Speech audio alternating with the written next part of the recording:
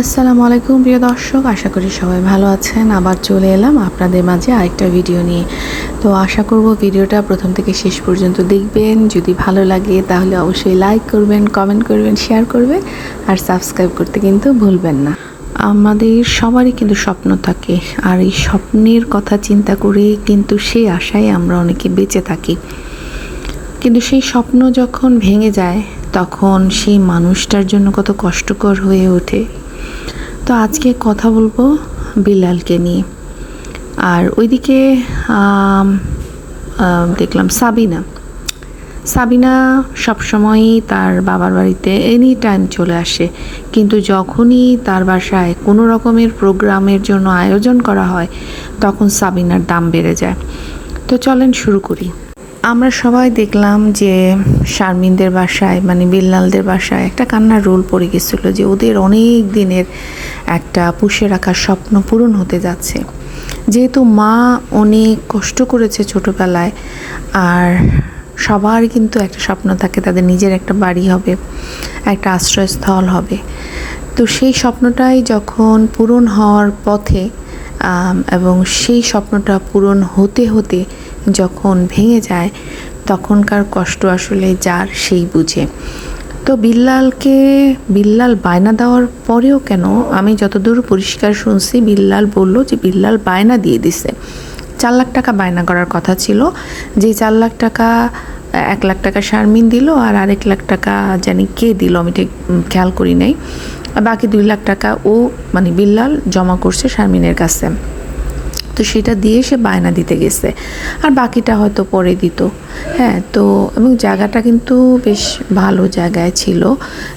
হয়তোবা এই জায়গার দাম কিছুদিন পর আরও বেড়ে যাবে, যেহেতু পদ্মা সেতুর খুবই কাছাকাছি যে জমিটা এবং একদম নদীর ধারে। আর সেখানে বললো অলরেডি পাথর টাথর দিয়ে হয়তো বাঁধ একটা করার চেষ্টা করতেছে যাতে নদী ভেঙে না নিয়ে যায় সেই জন্য। আর জায়গাটা খুব সুন্দর একটা জায়গায়, আর একদম মিমদের বাড়ির কিন্তু পাশেই। তো এরকম সুন্দর একটা জায়গা, তাও আবার খুকি সিলেক্ট করে দিছে। এইবার এই যে তার যে বায়নাটা দিয়ে দিল 4 লাখ টাকা দিয়ে দেওয়ার পরে কেন জমির মালিক জমিটা তাদেরকে দিল না, এখানে অনেক কিছুই আমার কাছে মনে হচ্ছে। দর্শকরা বেশিরভাগই কমেন্ট করেছে তিশা মিম, কিন্তু আমার কেন জানি মনে হচ্ছে অবশ্যই ওদের ফ্যামিলির কেউ না কেউ জড়িত আছে এখানে, তবে তিশা না, কারণ তিশার এখানে কোনো স্বার্থ নাই। তিশা এই জিনিসটা করবে না। এখানে অবশ্যই মিম তো অবশ্যই জড়িত আছে, কোহিনূর বেগম বেশি জড়িত আমার মনে হচ্ছে। কেন জানেন? কারণ কোহিনূর বেগমের সাথে কিন্তু তার শ্বশুরবাড়ির লোকজনের সম্পর্ক ভালো না। বিশেষ করে আপনি যদি দেখেন চাচি শাশুড়ির সাথে কোনো তো সম্পর্ক নাই। আবার অন্যদিকে যদি দেখেন যে ফুফুদের সাথেও কিন্তু সম্পর্ক নাই। তার মানে নানি আর এদের সাথে কোনো সম্পর্ক ছিল না। আর ওই যে দাদির কথা ওরা বলে, দাদি ওদের বাড়িতে ছিল, বাট ওর মা কতটুকুই বা দাদিকে দেখছে। দাদি আলাদা বাসায় ছিল, ঠিক আছে, সেখানে ওরা আরেক চাচি ছিল, কিন্তু তারা হয়তো বা দেখাশোনা করছে। আর বাবুর মা কেন চলে গেছিলো? কারণ বাবুর মাকে কাজ করে খেতে হয়েছে। কোহিনূর বেগমের মতো বাড়িতে বসে আরাম করে খায় নাই। কোহিনূর বেগম নিজের মেয়েকে কাম করতে পাঠাইছে ঢাকা শহরে। দুজনের মধ্যে পার্থক্য কিন্তু এখানেই। এখন কথা হচ্ছে সেটা না, কথা হচ্ছে যে কে এই জমিটা হাতছাড়া করে দিছে। আমার কাছে যতটুকু মনে হচ্ছে এখানে বাবু আর মিম আর কোহিনূর বেগম এই 3 জন মানুষের অবশ্যই হাত আছে আমার মনে হচ্ছে। আমি কিন্তু জাস্ট অনুমানের ভিত্তিতে বললাম। যুক্তিটা কেন বলি, বাবু কোনোভাবেই মেনে নিতে পারতেছে না, কারণ বাবুর কিন্তু কিচ্ছু নয়, বাবু কিন্তু ঠ্যাঙ্গা, ঠিক আছে। কারণ যেসব ছেলেরা নিজের মাকে অসম্মান করে, নিজের বোনকে অসম্মান করে, সোশ্যাল মিডিয়াতে এসে নিজের ভাই বোনদেরকে অসম্মান করে, সে কোনোদিনও কিচ্ছু পাবে না, আল্লাহ তাকে কিচ্ছু দিবে না। নিজের মাকে যে অস্বীকার করে, নিজের মাকে যে তুই তাই করে কথা বলে, নিজের মায়ের সাথে যে স্বার্থ নিয়ে মিশে, সেই ছেলের কোনোদিনও কিচ্ছু হবে না। আর কিচ্ছু হবে না বলেই ওর মিমের মতো একটা মেয়েকে পাইছে। ওর অবস্থানটা কোথায় দেখেন। এটা নিয়ে কথা না বলি। বাবু হিংসায় পড়ে গেছে, কারণ বাবুর কিছু নাই। বাবুর কিছু নাই। বাবু যদি এখন, বাবুর তো নিজের জমি নাই, বাবুর হচ্ছে বউ জমি কিনছে। এখন বউয়ের জমিতে যদি থাকে, একে তো মা বাবাকে ছেড়ে চলে আসছে, অ্যাটলিস্ট শ্বশুর বাড়িতে থাকলে লোকজন কিছু বলতে পারবে না যে কেন মার বাড়িতে যাও না। কিন্তু একজন যদি শ্বশুর বাড়ির পাশে তার ভাই মা আবার আসা থাকা শুরু করে, তখন তার জন্য আবার খুব প্রবলেমেটিক হয়ে যাবে। তো এখানে অবশ্যই আমি বলবো বাবু, মিম, কোহিনুর বেগমের হাত অবশ্যই আছে, কিন্তু তিশার এখানে কোনো রকম কোনো কিছু নাই। হ্যাঁ, আর আমার মনে হয় না সাবিনাও এখানে কোনো কিছু করবে।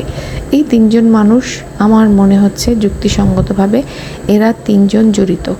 আর এখানে আরেকটা জিনিস আছে, জমি জমা যাই কিছু বলেন, কপালের লিখন, কপালে যেটা থাকবে সেটাই আপনি পাবেন।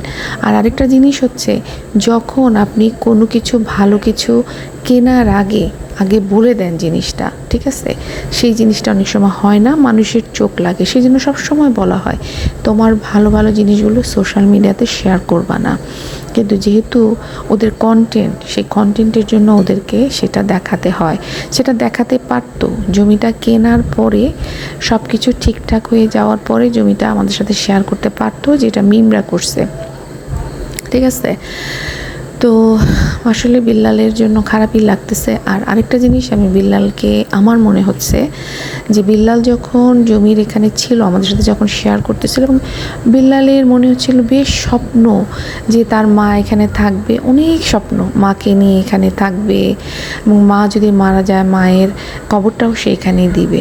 তো ওই যে আমরা একটা জিনিস জানি কিন্তু, যে যার মাটি যেখানে তার নাকি কবর সেখানে হয়। অনেকে আছে দেখবেন যে হয়তো বাংলাদেশে থাকে, কিন্তু সে কোনো না কোনো কারণে হয়তো কোনো এক দেশে যায়, সেখানে গিয়ে তার মৃত্যু হবে বলেই কিন্তু সেখানে সে যায়। তো এরকমই ব্যাপার স্যাপার, হয়তো এই মাটিতে ওর মায়ের কবরে হবে না, সেজন্যই হয়তো বা ওই জায়গাটা ওর কাছে নাই। আর ওই যে কপালে যেটা, এর থেকে ভালো কিছু হইতে পারে, হয়তো বিল্লাল এর থেকে ভালো কিছু পাইতে পারে।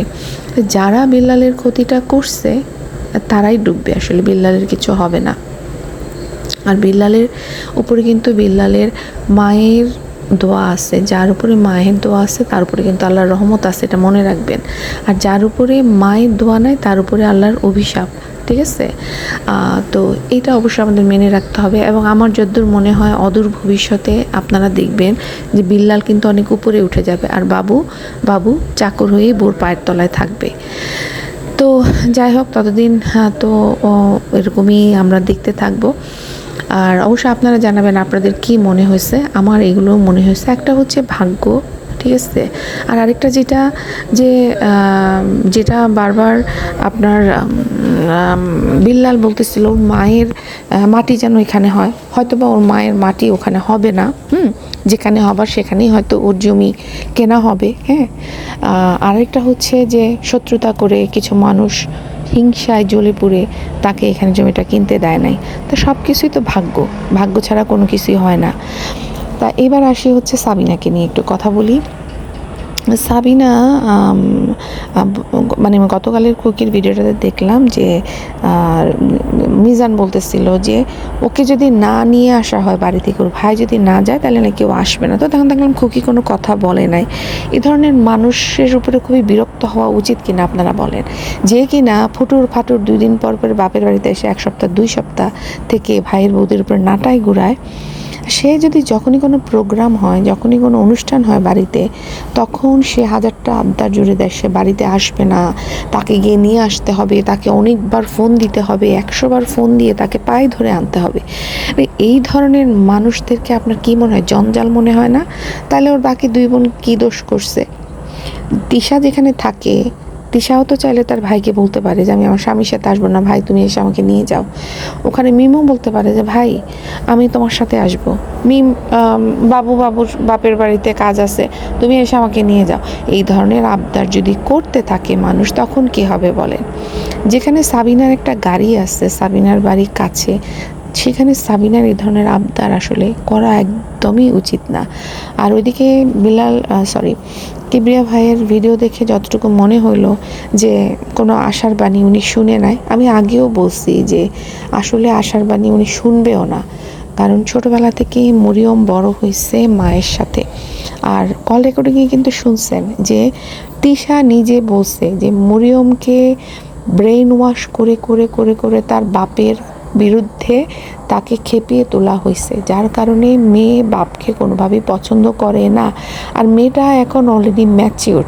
এই মেয়ে বাপকে যদি যেতে হয়, আর এই বয়সের একটা মেয়েকে যদি আদালতে নিয়ে জিজ্ঞেস করা হয়, মেয়ে অবশ্যই বলবে সে তার মায়ের সাথে থাকবে, সে কোনোভাবেই বাপের সাথে বলবে না। যেই মেয়ে অনেক ছোটোবেলায় যেখানে তিশা বলতেছে যে মেয়েকে বাপের বিরুদ্ধে তার মা প্রস্তুত করছে, হ্যাঁ, সেখানে সেই মেয়ে এখন বড় হয়ে তো বাপের প্রশ্নই আসে না, যেখানে সে বাপের কোনো সাহচর্যই পায় নাই।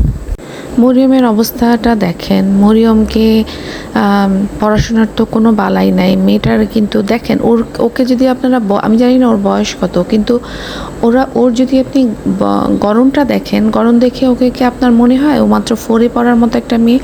5-6-এ ওর এখন পড়ার কথা। সেখানে এই মেয়েটাকে এখন স্কুল খোলা, এখন কিন্তু স্কুল খুলে গেছে, তারপরেও সে বাপের বাড়িতে চলে গেছে। আর অন্যদিকে খুকিকে দেখেন, খুকি একদিনের জন্য বাপের বাড়িতে যায় না ছেলেমেয়ের পড়াশোনার জন্য।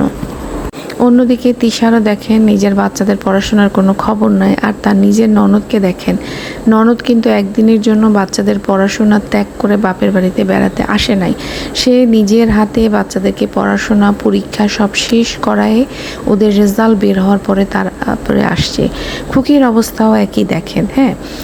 কিন্তু খুকি এই যে ভালো মানুষই সাজতেছে, কেন সাজতেছে? কারণ শাশুড়ি এখনও অ্যাক্টিভ, শাশুড়ি এখনও রান্নাবান্না করে।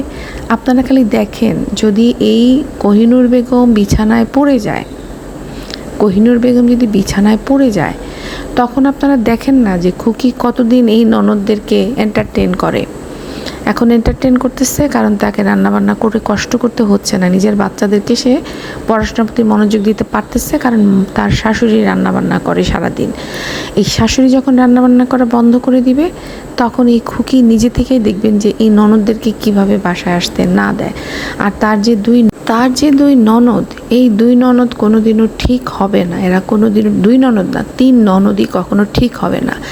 আপনারা জাস্ট তিশার আশেপাশের যে মানুষগুলোকে দেখেন, পাপিয়া, ইতি, হ্যাঁ, আরেকটা জেনে গেছে পাখির মা, প্রত্যেকটা মানুষকে দেখেন, ওদের ফ্যামিলির অবস্থা দেখেন আর তিশার ফ্যামিলির অবস্থা দেখেন।